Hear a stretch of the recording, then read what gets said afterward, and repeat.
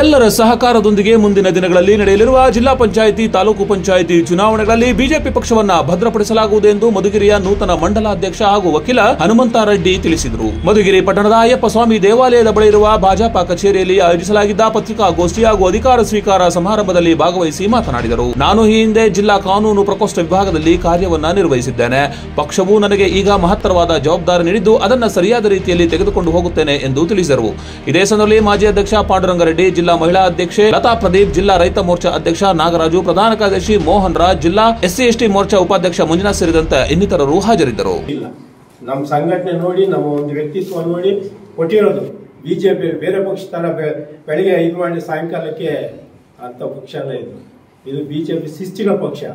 ಈ ಪಕ್ಷದಲ್ಲಿ ಇಂಥ ಸ್ಥಾನ ಸಿಗಬೇಕು ಅಂದ್ರೆ ಹುಡುಗಾಟದ ಕೆಲಸ ಅಲ್ಲ ಇದು. ನಮ್ಮ ಒಂದು ಈ ಹಿನ್ನೆಲೆ ಮತ್ತು ನಮ್ಮ ನಡತೆ, ನಮ್ಮ ವೃತ್ತಿಗಳನ್ನ ನೋಡಿ ನಾವು ಅಧಿಕಾರ ಕೊಡ್ತಾನೆ ಬಿಟ್ರೆ ನಾವು ಬೇಕಾಬಿಟ್ಟಿ ಬಂದವರಿಗೆಲ್ಲ ಅಧಿಕಾರ ಕೊಡೋದಿಲ್ಲ. ನಾವು ಇದನ್ನ ಸಂಘಟನೆ ಮಾಡಬೇಕು. ಸಂಘಟನೆ ಮಾಡಿ ಚೆನ್ನಾಗಿ ಕೆಲಸ ಕೊಡ್ಬೇಕು. ಹೆಸರು ಮಾಡ್ಕೊಂಡ್ರೆ ಅವರೇ ಕರೆದು ಕೊಡ್ತಾರೆ. ನಾವೇನು ಅವ್ರ ಹಿಂದೆ ಹೋಗ್ಬೇಕಾದಿಲ್ಲ. ಇದರಲ್ಲಿ ಏನಾಗಿದೆ ಅಂದ್ರೆ ನಮಗೆ ಸಿಕ್ಕಿಲ್ಲ ತೃಪ್ತಿ ಅಷ್ಟಲ್ಲಿ ಅತೃಪ್ತಿಯನ್ನು ನಮಗೆ ಇದಿಲ್ಲ. ಒಂದಲ್ಲ ಒಂದಿನ ನಮ್ಗೆ ಸಿಗುತ್ತೆ, ಸ್ವಲ್ಪ ಕಾಯ್ಬೇಕಷ್ಟೇ. ಈ ಬಂದ್ರಲ್ಲ, ನಾನು ಈ MLA ಆಗ್ಬೇಕು ಅಂತ ಕನ್ಸ್ಕೊಂಡು ಬರ್ತೀರ, ಯಾರಿಗಿದೆಯೋ ಗೊತ್ತಿಲ್ಲ. ಅದು ನಾವು ಅವರ ಅದೃಷ್ಟ ಮತ್ತೆ ಅವರ ಒಂದು ಸಂಘಟನೆ ಇದು ಪ್ರವೃತ್ತಿ ಯಾವ ರೀತಿ ಸಂಘಟನೆ ಮಾಡ್ಕೊಂಡು ಬರ್ತೀರಾ ಆ ರೀತಿ ಮುಂದಿನ ದಿನ